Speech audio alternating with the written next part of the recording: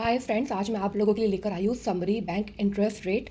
आप सामने डिस्प्ले पे देख सकते हैं। मैं आपको उसको एक्सप्लेन कर देती हूँ, समझा देती हूँ। जैसे कि आप देख रहे हैं कि फर्स्ट सेविंग बैंक अकाउंट का जो इंटरेस्ट रहता है वो यूजुअली 2.5% से 4% पर एनम रहता है, लेकिन कुछ स्मॉल फाइनेंशियल बैंक 5 to 7% देती है।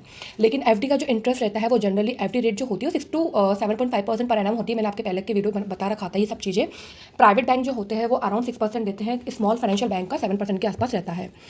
पीपीएफ का जो रहता है करंट नोटिफाइड जो रेट रहता है यानी 7.1% पर एनम रहता है।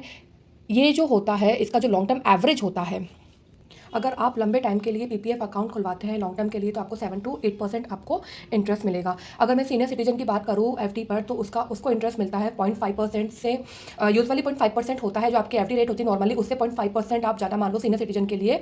टिपिकली रेंज मतलब ये मान लो कि 7% to 8.25% इसका होता है, सीनियर सिटीजन के लिए होता है।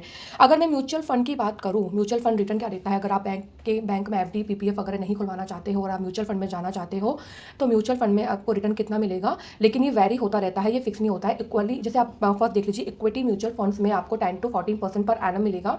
अगर आप हाइब्रिड फंड्स में आप इन्वेस्ट करना चाहते हो तो आपको 8 to 11% मिलेगा। डेप्ट फंड में इन्वेस्ट करना चाहते हो तो आपको 6 to 8% मिलेगा। अगर आप इंडेक्स निफ्टी 50 में करना चाहते हो तो आपको 11 to 13% आपको रिटर्न मिलेगा। मैंने फिर इसको मेंशन कर रखा है कि returns very widely by category, ये सब वैरी होते हैं। ओके, थोड़ा फ्लक्चुएट होता रहता है। Thank you.